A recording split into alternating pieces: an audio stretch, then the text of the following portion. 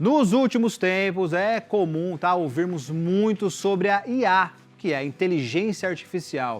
Ela está cada vez mais presente no nosso dia a dia.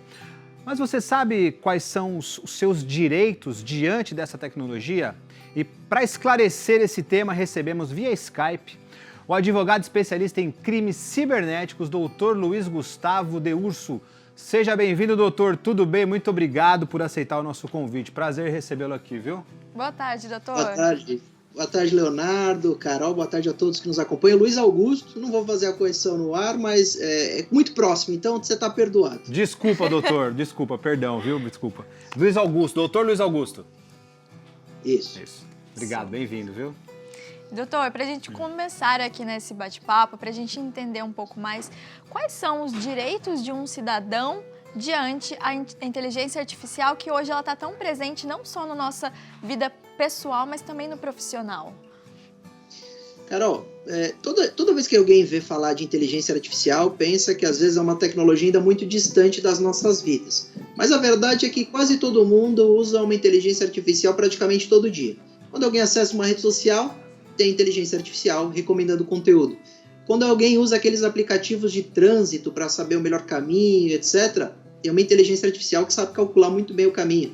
A gente usa praticamente para tudo, e uma das formas dela melhorar é ela estudar o comportamento humano. A lei, né, que está sendo debatida no Brasil, nós tivemos uma lei agora recente aprovada no Senado, está na Câmara, é bem provável que seja aprovada. Ela traz previsões de quando a IA for mais presente ainda na nossa vida. Por exemplo, quando dirigir carros, que a gente chama de carro autônomo, você vai entrar, não vai ter um motorista e uma inteligência artificial é que vai locomover ou vai dirigir aquele carro. Quando uma inteligência artificial interagir diretamente com você num canal de atendimento, quando você tiver esse tipo de interação, é bom que a lei esteja pronta para esse momento. Só que para chegar nesse momento, a gente vai usar muito o que eles chamam de inteligência artificial generativa, que é o ChatGPT, que é agora essa nova chinesa DeepSeek, que as pessoas fazem uma pergunta e a inteligência artificial responde. Ela simplesmente é como se fosse um canal de busca de informação.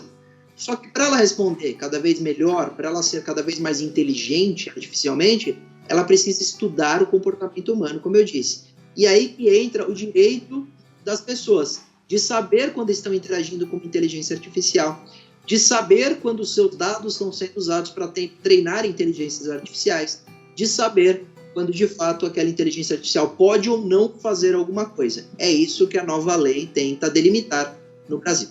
Ô, doutor, independe do país, né? Se ela foi criada na China, nos Estados Unidos, enfim. Ela precisa seguir a legislação brasileira, né? Tivemos aí um problema recente também em relação ao X, né? Que é o antigo Twitter, justamente falando sobre isso. Como é que funciona isso? Precisa ter uma sede no Brasil, essas empresas, ou precisa ter um representante? Como é que é? A lei do Brasil obriga que qualquer empresa que tenha a distribuição de um software, de uma tecnologia, de um sistema, seja o que for, no Brasil, que esteja livre para os brasileiros acessarem da internet, ela precisa ter representação legal, jurídica, aqui no país. Por quê? Porque se tiver um problema de consumidor, se tiver um problema que a justiça precisa entrar em contato para cumprir uma decisão judicial, se tiver qualquer problema, essa plataforma precisa ser alcançada pelos órgãos aqui no território nacional. E uma dessas formas é ela ter a sua representação aqui estabelecida. Então, o Código Civil prevê a obrigação. O Marco Civil da Internet, que é outra lei que regulamenta a internet, junto com a Lei Geral de Proteção de Dados, também prevê que se essa empresa coleta informações dos brasileiros, ela precisa estar em conformidade com a lei daqui, então ela precisa respeitar toda a lei brasileira se ela tiver esse tipo de download disponibilizado aqui, de tratamento de dados dos brasileiros, e obriga também a ter sede aqui ou uma representação legal. Vale dizer, para funcionar no Brasil, pouco importa de onde ela vem, ela precisa respeitar as leis desse país e precisa ter um representante legal para receber as comunicações das decisões judiciais. Isso é bom, porque a partir do momento em que a nossa lei vigora para os usuários brasileiros, você está protegido pela nossa lei. Não é, por exemplo, que a internet é livre e você vai acessar algum tipo de serviço que seja mundial, liberado para todos os países, e você não vai ter nenhuma lei que regre, uma lei internacional que limite isso. Não, a lei é territorial e no Brasil, se o dispositivo estiver conectado aqui e a empresa estiver disponibilizando esses serviços para os brasileiros, ela precisa respeitar a lei do Brasil, que é cada vez mais avançada do ponto de vista de tecnologia. A gente debate a lei da IA, a gente já regulamentou criptoativos aqui no país, as criptomoedas, a gente tem o Marco Civil da Internet, a Lei Geral de Proteção de Dados, os crimes cibernéticos também previstos em lei, então é uma lei bem evoluída do ponto de vista da tecnologia em comparação à parte do mundo. E, doutor, o senhor citou a LGPD, né, Leis Gerais de Proteção de Dados. Como essas leis e também a privacidade de cada cidadão, elas são impactadas pela inteligência artificial? Muito, Carol, porque vocês já tiveram a experiência de interagir com um assistente pessoal? Para quem está nos acompanhando, é quando você vira para um dispositivo, uma caixa de som e fala, você pode ligar a luz, pode tocar uma música, pode me responder que dia é hoje. Sempre quando você interage por voz com algum tipo de dispositivo, é bem provável que ele seja um assistente pessoal. Tem alguns famosos, aí, como a Alexa, como a Siri, elas são muito famosas porque elas estão no celular e em alguns dispositivos extras, como uma caixa de som da Alexa. E aí, quando você tem esse tipo de experiência, é provável que a sua privacidade esteja sendo afetada em partes. Por quê? Porque a partir do momento que você põe uma caixa de som que te ouve dentro da sala, para ela saber quando você fala o que é Oi Alexa, por exemplo, ela precisa ouvir tudo, para saber o que é uma ordem e para saber o que não é uma ordem. E para ouvir tudo, significa que ela está aprendendo, ela está às vezes monitorando, ela está salvando, mandando para a empresa. Então, sempre quando a gente fala de assistente pessoal, sempre que a gente fala de inteligência artificial, a gente tem que pensar em preservar a privacidade e a intimidade das pessoas. Porque nós vivemos num mundo que a gente chama de internet das coisas. Significa que quase tudo tem internet. Daqui a pouco a geladeira vai ter internet, o fogão, o micro-ondas. E quanto mais internet nas coisas, mais a empresa que vende aquele dispositivo sabe quando você está usando, para quê, quanto tempo, etc. Então, aquele indivíduo que hoje vende um micro-ondas, logo em breve, com uma inteligência artificial e com internet, ele saberá quantas vezes você usa o micro-ondas por dia. E essa informação para ele tem valor e para você é uma baita invasão da privacidade. Por isso que a gente orienta a ter cautela com o que você vai comprar, usar, instalar na tua casa, antes de pesquisar, sem ler os termos de uso, sem cobrar para saber se tem uma inteligência artificial que pode de alguma forma te monitorar. Porque você já está sendo monitorado assim que você compra um celular e põe no seu bolso. A geolocalização, deslocamento, fotos, reconhecimento facial, tudo isso está dentro do seu celular. Mas nós temos, por exemplo, os órgãos de defesa do consumidor fiscalizando tudo isso para não ter abuso. Verificando se há coleta de informação, se ele escuta o que você fala perto dele, por exemplo, porque isso pode ser uma ilegalidade. Agora, para cada novo dispositivo, a gente começa essa história do zero, por isso que é bom o consumidor ter cautela, porque além da lei, vale também a nossa atuação diária para às vezes a gente se afastar ou usar com cautela determinados dispositivos que têm inteligência artificial e que de alguma forma podem saber exatamente o que você está fazendo dentro de casa. Isso não deixa de ser uma invasão de privacidade e de intimidade. Doutor, fala um pouquinho de outros dispositivos que a gente já está habituado aí dia a dia, né? Por exemplo, rede social. Rede social também não deixa de ser uma inteligência artificial porque os algoritmos estão sempre aí buscando a gente, que foi o que você acabou de falar, estão sempre escutando o que a gente está falando, né? E hoje as pessoas elas têm assim uma certa liberdade, que as pessoas confundem liberdade de expressão e poder falar o que quiser nas redes sociais, né? Não é uma terra de ninguém a internet, isso que é importante, principalmente o Brasil está ficando cada vez melhor nesse assunto. É possível buscar pessoas assim que cometem crimes em redes sociais, mesmo se tem algum perfil fake, alguma coisa nesse sentido? Como é que está esse mecanismo para a gente poder buscar pessoas que cometem esse tipo de crime? Olha, Léo, muito evoluído. Esse mecanismo cada vez mais eficiente e a polícia também cada vez mais aparelhada. Nós temos, por exemplo, no estado de São Paulo, a divisão de crimes cibernéticos. No Rio de Janeiro temos delegacias especializadas. Em Brasília também, na maioria dos estados, nós temos delegacias nesse sentido que são policiais especialistas para exatamente encontrar pessoas que usam a internet como se fosse terra de ninguém, mas que serão encontrados e punidos, às vezes até de maneira mais rápida do que o crime físico. A diferença é a proporção. Nós temos muito mais crimes na internet e isso gera mais demandas e mais dificuldade em processá-los, encontrar os criminosos, mas eles são localizados. O perfil falso não é um anonimato, não é uma segurança. As pessoas ali deixam registros de IP. As pessoas ali muitas vezes colocam seus e-mails, suas informações, se conectam de um dispositivo que está na internet. Então são localizáveis como qualquer outro usuário. Essa é a premissa de que a liberdade de expressão é direito constitucional absoluto também é uma bobagem tremenda. Não há direito absoluto nenhum. O direito seu vai até onde o direito de outros iniciam-se. Então, você tem que, como vítima, reagir, mas como autor ter cautela com o que escreve, que publica, com o que você se manifesta. Porque você tem direito, e isso é inegável, à liberdade de expressão. Mas quando o indivíduo ele ultrapassa o limite esperado, ele responde por aqui. Então, o indivíduo usa da liberdade de expressão para cometer, por exemplo, racismo. Ele será processado, poderá ser preso. Então, realmente, as pessoas precisam saber que os limites também existem na internet e nós temos cada vez mais rigor com relação aos algoritmos, mas com relação à justiça quando localiza esses criminosos, e são de fato, porque quando o indivíduo comete algum crime na internet, mesmo de opinião, mesmo que seja atacando alguém por ofensas, isso é crime, então são criminosos, e que as pessoas, na verdade, pensam que por estarem atrás de um dispositivo, eles são mais poderosos e inalcançáveis da justiça, ou vítimas que estão atrás do dispositivo imaginam que não podem ter ajuda, o que também é uma grande ilusão. Se você foi vítima de qualquer autor na internet, procure a polícia. Nós temos crimes graves relacionados a adolescentes, com pedofilia. Nós temos crimes gravíssimos na internet, como assédio sexual, etc., que acontecem, até estupro virtual existe. Então, se você é vítima de uma dessas pessoas que estão te assediando, que estão te extorquindo na internet, procurem a polícia, procurem ajuda, porque não é porque você está online e a pessoa está distante que você não pode ter algum tipo de acolhimento e uma resposta jurídica contra essas pessoas. E doutor, hoje, né, na internet a gente consegue ver imagens que são feitas por inteligência artificial, vídeos de outras pessoas e até mesmo vídeos que às vezes eles usam a voz de uma pessoa, criam uma frase, um texto, aquela pessoa ela não disse aquilo, mas eles usam a voz da pessoa ali para fazer. E uma pessoa que numa situação dessa, né, de fraude, onde a voz dela é usada ou de repente a imagem, como que a justiça ela auxilia essa pessoa nesse momento e o que essa pessoa tem que fazer quando ela cai em alguma situação dessa? Olha, nós temos um problemaço com relação à expectativa dessas inteligências artificiais que produzem vídeo como se fossem alguém, e a voz é idêntica também, cada vez mais acessíveis e melhores. Cada vez o vídeo é mais perfeito, cada vez ele engana melhor.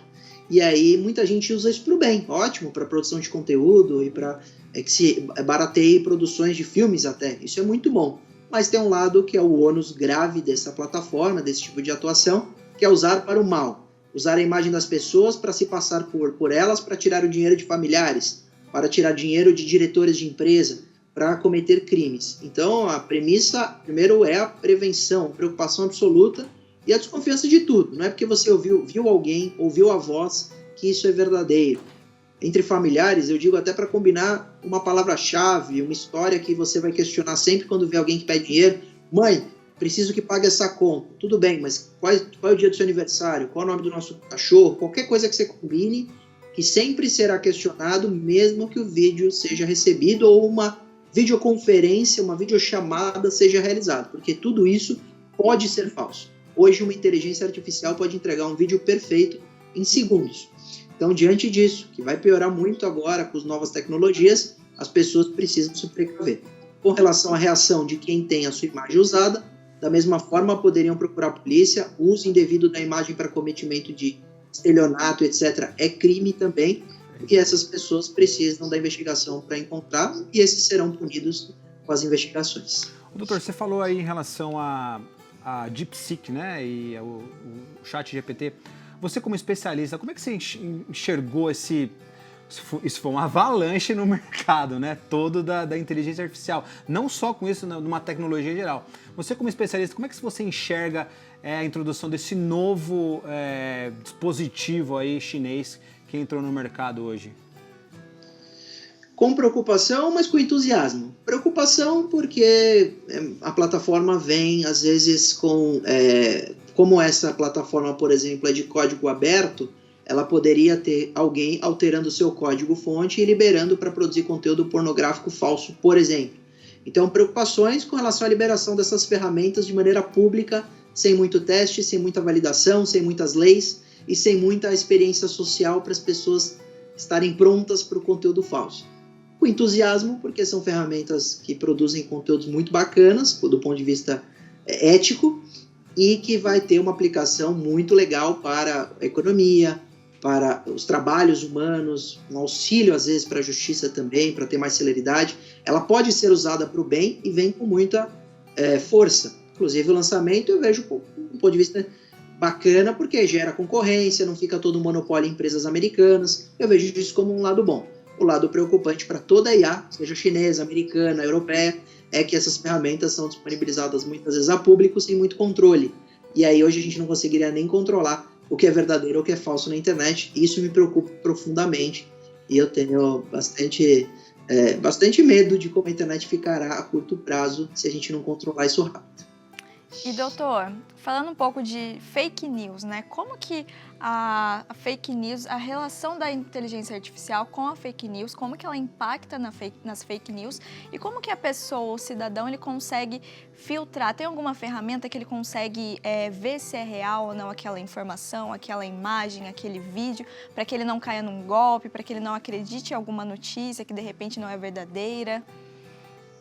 Olha, Carol, não há filtro, as fake news elas são subjetivas, a verdade para um é uma mentira para outra e assim por diante, e elas são tiradas de contexto, são verdades em parte, são pós-verdades, então não há como gerar esse filtro e as redes sociais têm há muitos anos tentado lidar com isso, o Estado também com leis, o debate do PL das fake news, o 2630, o combate e o debate ele é constante. Agora, a melhor forma de se combater fake news, sem dúvida nenhuma, é na prevenção. É o jeito mais eficiente e menos danoso, porque você teria uma sociedade mais crítica e precisa receber o conteúdo, desconfiar e pesquisar. Procurar fontes confiáveis, não acreditar em tudo que vem na internet, não acreditar em qualquer notícia que lê. E com um pouco de cuidado e empenho, as pessoas conseguirem achar as suas respostas e o que é de fato verdadeiro e fato. Agora, isso é um trabalho incansável de plataformas de checagem de fato, de notas da comunidade hoje em rede social, para tentar questionar o que seria a verdade de um, o que seria uma narrativa, o que seria uma opinião, o que seria uma tese, o que seria um estudo e o que é falso.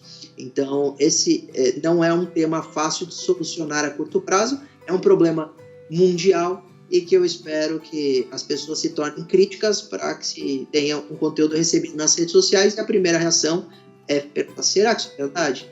Será que eu devo acreditar em tudo que eu leio ou eu devo pesquisar sempre? E a resposta é sempre checar.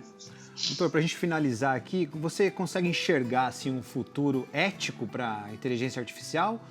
Ou você acha que é complicado e cada vez mais a justiça vai ter que travar daqui, travar de lá? Ou você acha que dá para a gente ser ético em relação a isso? Olha, Léo, num plano ideal é possível. Lógico que teremos problemas graves, a gente vai aprender na dor, como muitas vezes acontece no Brasil e no mundo. Mas, se você pensar em situações em que os acessos sejam controlados, que as pessoas para produzir um conteúdo precisam fornecer um documento, ter um mínimo de controle de uso, ter uma plataforma de IA que checa se o conteúdo foi produzido por inteligência artificial ou se é um vídeo verdadeiro. Esse tipo de novidade pode existir e vai sempre melhorando a utilização ética de uma ferramenta. Agora, é que nem a gente falar hoje se é possível a gente ter um uso ético das redes sociais. As pessoas são antiéticas muitas vezes e maldosas. Tem uma premissa que eu falo em aula que é crer na internet 100% segura, ou nesse caso 100% ética, é como crer na paz mundial. São cenários que a gente sonha, mas são utópicos. Mas eu acredito que a gente consiga achar um plano quase ideal de utilização da IA de maneira ética, a preservar a mão de obra humana, a trazê-la sem ser tão acessível para o mal e para os criminosos, e que a gente use para o bem de maneira próspera e promissora. Muito bom, muito obrigado, doutor. Foi ótimo, viu? Esclarecedor demais. Muito obrigado mesmo. Muito obrigada, doutor, por tirar as nossas dúvidas aqui. Quem quiser também mais informações, tiver outras dúvidas, tem o site www.durso.com.br. E também tem o Instagram do doutor, @LuizAugustoDurso. Para quem tiver alguma dúvida também pode entrar em contato, não é, doutor? Obrigado a vocês. Eu me coloco à disposição nas redes sociais porque, como professor, eu tiro essas dúvidas, eu dou essas dicas de direito digital, principalmente nas questões preventivas para as pessoas acompanharem o que é conteúdo informativo e estarem prontas para usar a internet e evitarem cair nessas armadilhas que a IA vai cada vez majorar, deixá-las mais perigosas e mais eficientes, infelizmente, mas dá para ter uma vida online segura com algumas precauções e cautelas. Obrigado a vocês. Muito obrigado, doutor. Bem-vindo aqui ao Santa Receita, viu? Um grande abraço. Obrigado mesmo.